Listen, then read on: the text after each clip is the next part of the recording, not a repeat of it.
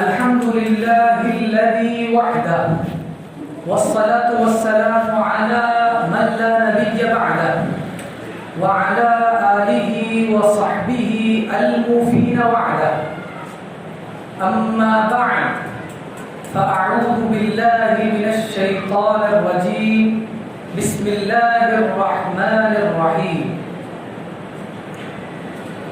يا أيها الناس إنا خلقناكم من ذكر وأنثى وجعلنا قلوبا وشعوبا وقبائل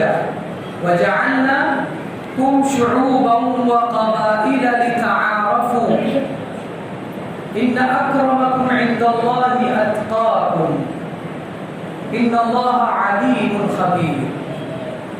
وقال في مقام آخر فإذا نفخ في الصور فلا أنساب بينهم يومئذ ولا يتساءلون. صدق الله المولانا العظيم وصدق رسوله النبي الأمين الحنين الكريم. آئیے کچھ عرض و معروف سے پیش کر بارگاہ بکسپنا آقائے کریم محمد عربی صلی اللہ علیہ وسلم کی بارگاہ میں درود پاک کا نذرانہ پیش کریں اور پڑھیں بآواز بلند اللهم صل على سيدنا ومولانا محمد وعلى آل سيدنا ومولانا محمد بارك وسلم صلاة وسلاما عليك يا رسول الله صلى الله تعالى عليك وسلم. آج کے اس خطاب کا جو موضوع ہے وہ ہے کہ شادی سے پہلے لڑکے اور لڑکی کا چناؤ کفو کے اعتبار سے کیا جانا چاہیے. تو کفو کا کیا حکم ہے اسلام میں، اس کو جاننے سے پہلے ہم یہ جانیں گے کہ کفو کہتے کسے. کفو کا اگر ڈکشنری میں معنی دیکھیں آپ لغوی معنی تو آپ کو ملے گا کہ کفو کا مطلب ہے مماثل، یعنی ایک جیسا. میرا کاروبار ایک جیسا ہے، لڑکی کا کاروبار بھی ایک جیسا ہے، یعنی اس کے گھر والوں کا. میرا خاندان ایک ہے، وہ بھی سیم خاندان کی ہے. میرا بھی مذہب ایک ہے، اس کا بھی مذہب ایک ہے. اس طرح کی مماثلت ہونی چاہیے، یہی ہے کفو. اب اس میں یہ چیز جو میں نے آیت کریمہ کی تلاوت کی، سب سے پہلے میں اس کی تشریح کرتا ہوں، پھر احادیث کریمہ کے حوالے سے بتاتا ہوں. اس کے بعد بات ہوگی کس پر؟ کفو پر، کہ کیا یہ ضروری ہے کہ شادی سے پہلے ہم اپنے برادری میں نکاح کے لیے ڈھونڈے لڑکی کو، یا لڑکی والے لڑکا اپنی برادری کا ڈھونڈے، یا اپنے دین کا ڈھونڈے، یا اپنے ہم پیشہ کا ڈھونڈے کہ دونوں کا پیشہ ایک جیسا ہو. کیونکہ یہ ایک ہمارے معاشرے میں یہ بھی ایک دیکھا جا رہا ہے کہ لوگ اس کو جھیل نہیں پا رہے، اور میں دوسری زبان میں کہوں گا کہ لوگ اسے جھیل رہے ہیں. کچھ لوگوں کے لیے تو اچھا ہے، لیکن کچھ لوگوں کے لیے یہ بہت ہی برا ہو جاتا ہے. تو سب سے پہلے آیت کریمہ کی طرف چلتے ہیں. اللہ تبارک و تعالی ارشاد فرماتا ہے یا ایھا الناس انا خلقناکم من ذکر و انثی. اے لوگوں، ہم نے تمہیں ایک مرد اور ایک عورت سے پیدا کیا. ایک مرد حضرت آدم علیہ السلام اور ایک عورت حضرت حوا. وَجَعَلْنَاكُمْ شُعُوبًا وَقَبَائِلَ لِتَعَارَفُوا. اور ہم نے تمہیں قوموں اور قبیلے میں بنایا، یعنی تمہاری قومیں ہوتی ہے، قبیلے ہوتے ہیں، اس طرح سے ہم نے تمہیں پیدا کیا. کیوں کیا؟ لِتَعَارَفُوا، تاکہ تم آپس میں پہچان بنا سکو. اور اس کے بعد آگے آیا ان اکرمکم عند اللہ اتقاکم. تم میں سب سے زیادہ عزت والا اللہ کے نزدیک وہ ہے جو زیادہ پرہیزگار ہے. ان اللہ علیم خبیر، اور اللہ جانتا ہے اور باخبر ہے. اب یہاں پر اس آیت کریمہ میں جو مین محل استشہاد ہے، جو پوائنٹ ہے، وہ یہ ہے کہ اللہ نے فرمایا کہ ہم نے تمہیں قوموں اور قبیلوں میں پیدا کیا ہے. اور ہمارے ہاں جب ہم لڑکی دیکھنے جاتے ہیں یا لڑکی والے لڑکا دیکھنے جاتے ہیں تو وہ اپنا قبیلہ تلاش کرتے ہیں. اپنی قوم کا ہے کہ نہیں ہے وہ تلاش کرتے ہیں، اپنی برادری کا ہے یا نہیں ہے وہ تلاش کرتے ہیں. تو یہ چیزیں تو قرآن میں ہی آئی ہے. تو تلاش اگر کیا جا رہا ہے تو اس میں خرابی کیا ہے؟ بہت سے لوگ یہ سوچتے ہیں کہ لڑکا ٹھیک ٹھاک ہے، دیندار ہے، تو اس سے شادی ہو جانی چاہیے، لیکن آپ اس میں خاندان ڈھونڈ رہے ہیں، جبکہ وہ بدماش ہے جس میں آپ خاندان ڈھونڈ رہے ہیں، اور جس کا خاندان ہے وہ بدماش ہے، جس میں نہیں ہے وہ ٹھیک ہے. تو یہ کیسے ہوگا جبکہ قرآن فرما رہا ہے کہ ہم نے آپ کو پیدا ہی کیا ہے کیسے؟ ایک مرد ایک عورت سے، اور اگلی جو بیچ بنائی ہے وہ کیا؟ قوم اور قبیلہ، یعنی برادری. تو یہ کیوں بنایا ہے؟ اس لیے آگے بتایا لِتَعَارَفُوا، تاکہ تم آپس میں پہچان بنا سکو. ایک مثال اس کی میں دیتا ہوں. ہم سب ایک ساتھ پیدا کر دیے گئے، دنیا میں ہم موجود ہیں. آدم کے 1000 اولاد ہے، مان لیں آدم کی 1000 اولاد ہے، اور سب کا نام کیا ہو؟ محمد آدم. سب کا نام کیا ہو؟ آدم. تو میں نے بتایا کہ وہ اتنے 1000 بچوں میں کس بچے کو چنیں گے جس کا نام آدم ہے؟ سبھی کا نام آدم ہے، تو اس میں چنیں گے کیسے؟ جب 10 بچے اگر ہیں فار ایگزامپل، اب 10 بچوں کا ایک ہی نام رکھ لیں مثال کے طور پر حسان، تو اب ان بچوں میں فرق کیسے کریں گے؟ کسی کو چھوٹے والے کو بلانا تو کیا کہیں گے، یا بڑے والے کو بلانا تو کیا کہیں گے؟ تو ان بچوں میں آپس میں جب ہم پوچھیں گے کہ بیٹا وہ اس نے کیا کیا تمہارے ساتھ، یا تم نے اس کے ساتھ کیا کیا، تو وہ بولے گا کس کے ساتھ. تو پتہ چلا کہ حسان نے حسان کے ساتھ کیا کیا، تو بات واضح نہیں ہوگی. اسی لیے ہم کو کیا کرنا پڑتا ہے؟ 10 بچوں کے 10 نام رکھنے پڑتے ہیں، تاکہ آپس میں ہم ایک دوسرے کو سمجھ سکیں. وہ بچے نام کی طرح کہ سلیم نے حسان سے یہ کہا اور حسان نے واجد سے یہ کہا، ہو گیا. تو اسی لیے ہمیں اللہ تبارک و تعالیٰ نے قبائل، کس میں؟ قبائل اور قوموں میں پیدا کیا ہے. اب کبھی کوئی بولتا ہے کہ وہ جھگڑا ہو گیا وہاں پہ، ہمارے زیادہ تر جھگڑا دیکھنے بہت جاتے ہیں، تو کس کا ہوا ہے؟ وہ مومن کا اور انصاری کا ہوا. وضاحت ہو گئی، بہت زیادہ اندر جانے کی ضرورت نہیں، مومن اور انصاری کا ہو گیا. کہیں اور کوئی مسئلہ ہوگا کس کا ہوا ہے؟ وہ کسی کوکنی کا اور کسی خان کا ہو گیا ہے. تو ہم بہت آسانی سے اپنے آپ کو ایک دوسرے کو پہچان لیتے ہیں، اور یہی اس کا فائدہ ہے. اب لوگوں نے یہ کیا، اس کا ناجائز فائدہ کیسے اٹھایا؟ اللہ نے ہمارے لیے کیا کہ آپ ایک دوسرے کو پہچان سکو آسانی سے، اس کے لیے. لیکن لوگوں نے کیا کیا؟ اب کوئی کہنے لگا میں تو خان ہوں، فخر اپنی نسل، میں تو پٹھان ہوں، میں انصاری ہوں، میں مومن ہوں. حالانکہ اس کے لیے بنایا ہی نہیں تھا آپ کو. آپ اگر یہ سمجھ رہے ہیں کہ خان بہت عزت کی برادری ہے، یا پٹھان بہت عزت کی برادری ہے، مومن بہت عزت کی برادری ہے، انصاری بہت عزت کی برادری ہے، ہر برادری والا اپنی برادری کو بہت باعزت سمجھتا ہے، اور اسے حق بھی ہے کہ وہ اپنی برادری کو باعزت سمجھے. لیکن اسے یہ حق نہیں کہ دوسری برادری کا معیار بھی طے کرے کہ دوسری برادری مجھ سے تھوڑا سی کم ہے اور میں اس سے 2 انچ اوپر ہوں. اس کا حق نہیں ہے. اس لیے کہ آپ کو برادری میں بنانے کا مقصد یہ تھا کہ آپ آپس میں ایک دوسرے سے تعارف کر سکیں، ادروائز اس کا کوئی مقصد نہیں تھا. لیکن ہم کیا ہو گئے؟ ہم نسب میں گھس گئے کہ وہ تو فلاں وہ ہے، وہ تو چمار ہے، اس سے کیسے شادی کریں، اور چمار جو ہے کسی اور دوسرے سے شادی نہیں کر رہا. خان کی جو ہے وہ کوکنی سے نہیں جم رہی، کوکنی کی مومن سے نہیں جم رہی. تو یہ کیوں نہیں جم رہی ہے؟ کوئی لاجک نہیں ہے، آپ ڈھونڈ لے جا کر، کوئی لاجک نہیں ہے. وہ کبھی ایک دوسرے سے ملے بھی نہیں ہے. لیکن کیوں نہیں جم رہی ہے؟ وہ برادری الگ ہے، ہماری برادری الگ ہے. تو برادری الگ ہونے سے کیا ہوگا؟ کہا کہ وہ چھوٹی اور ہم بڑے. تو یہ چھوٹا بڑا کس نے فکس کیا؟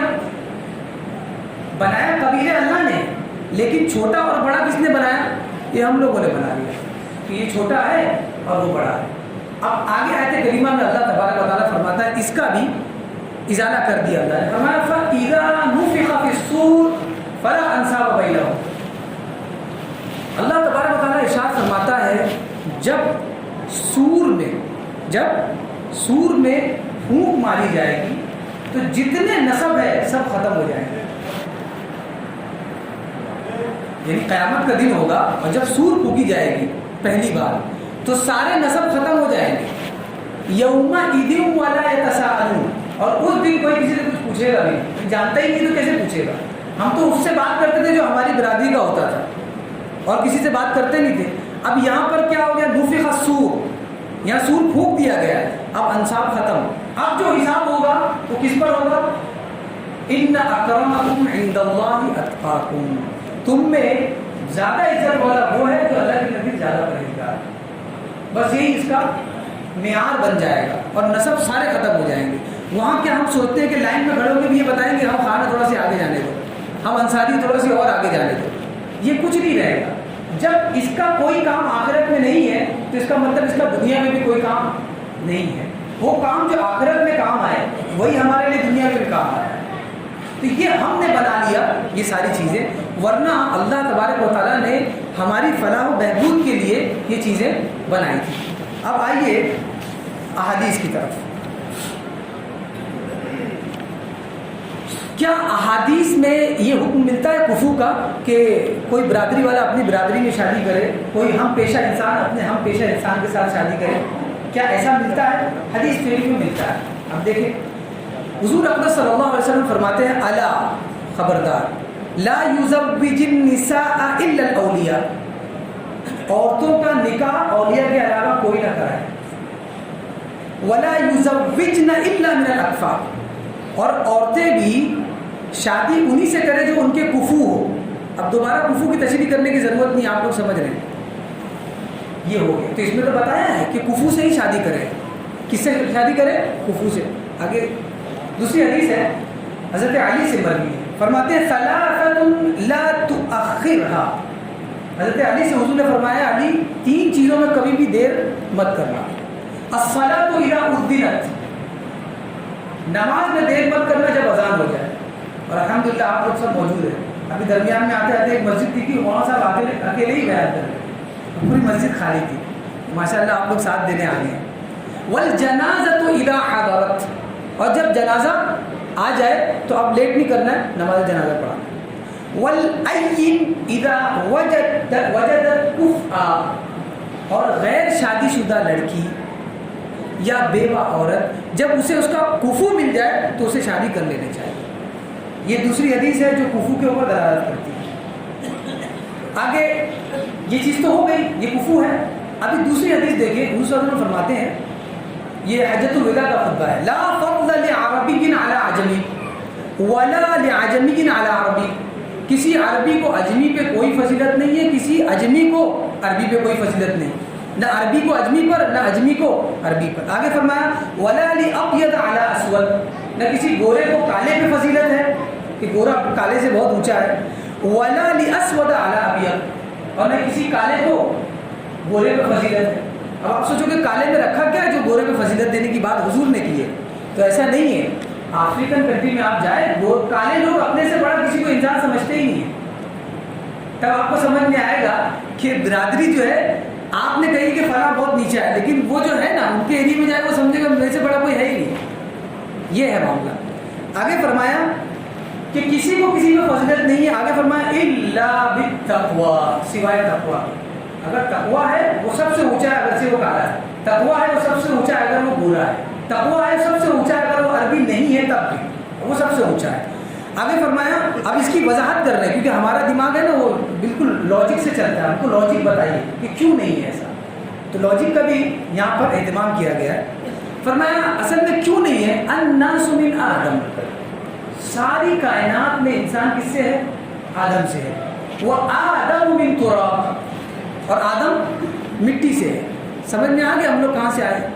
تو فوراً آدمی کو سمجھ میں آ گیا ہاں میں بھول گیا تھا اپنی اصل میں کہاں سے تھا، میں یہ بھول گیا تھا. تو یہ ریلائز کو ہو جائے گا. اگلی حدیث میں حضور صلی اللہ علیہ وسلم فرماتے ہیں الناس مستوون کاسنان مشت، لوگ کنگھی کے دندانوں کی طرح ایک ہے. جیسے کنگھی کے دندانے ایک ہوتے ہیں ایسے ہی ہم سب ایک ہیں، کوئی فرق نہیں ہے. جیسے دندانوں میں کوئی اونچا نیچا نہیں ہوتا ہے. یہ تو ہو گئی چیز. تو پھر یہ کفو کا جو مسئلہ ہے ہمارے فقہ میں ملے گا، یہ ساری چیزوں میں ملے گا. تو یہ کیا ہے؟ حدیث ٹکرا رہی ہے. ایک حدیث میں آیا کہ کفو میں شادی کرو اور دوسرے میں یہ فرمایا کہ کالا گورا ایک ہے. تو یہ کیسے ہو گیا؟ تو اس کے بارے میں آپ یہ سمجھ لیں کہ یہ جو مسئلہ ہے کفو کا، یہ سماجی مسئلہ ہے. یہ کس کا مسئلہ ہے؟ سماجی مسئلہ ہے. ہم نے بنایا تھا انسان کو قبیلے میں، قوموں میں. اللہ تبارک و تعالیٰ نے قوم و قبیلے بنایا تھا، لیکن لوگوں نے کیا ڈھونڈنا شروع کر دیا؟ اپنی نسب پہ فخر کرنا شروع کر دیا. تو اسی چیز کو مد نظر رکھتے ہوئے حضور کے بعد صحابہ نے اس چیز کا انتظام کیا کہ ٹھیک ہے، زیادہ تر جو کیسز ہمارے پاس آتے ہیں وہ کیسے آتے ہیں کہ ہم نے شادی کر لی اور پتہ چلا کہ وہ فقیر ہے، بعد میں پتہ چلا کہ وہ مومن ہے، بعد میں پتہ چلا کہ وہ خان ہے، ہم کو پتہ نہیں تھا اور جمے گا نہیں، ہم کو پہلے سے پتہ تھا، تو پہلے سے کرنا چاہیے تھا، آپ کو پہلے سے سوچنا چاہیے تھا۔ تو یہ سارے کیسز جب آنے لگے مفتی کے پاس، تب یہ فیصلہ کیا گیا کہ سب سے پہلے یہ شرط لگا تو بھیا کرنا ہے تو اپنے کفو میں کرو۔ جب آپ ہی نے بیچ میں خلیج باندھ دی ہے تو پھر خلیج بنے رہے، اس میں کوئی حرج نہیں ہے۔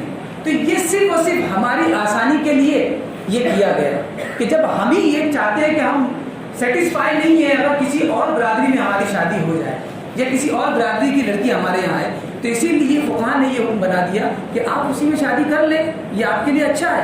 ادروائز اگر اسلام کو حکم دیکھیں تو اسلام کیا حکم دیتا ہے، اس کے بارے میں نبی پاک صلی اللہ علیہ وسلم فرماتے ہیں، آخری حدیث حضور نے فرمایا اذا جاءکم من ترضون دینہ وخلقہ فانکحوہ، جب تمہیں شادی کرنی ہو اور جب تمہارے پاس کوئی رشتہ آئے تو کیا کرنا ہے؟ کفو تو دیکھنا ہے، یہ ہمارے لیے۔ لیکن اگر آپ کفو کو نہیں مانتے، یعنی آپ یہ نہیں مانتے کہ کوئی بڑا یا چھوٹا ہوتا ہے، تو آپ کے لیے حکم بھی ہے، کیا ہے؟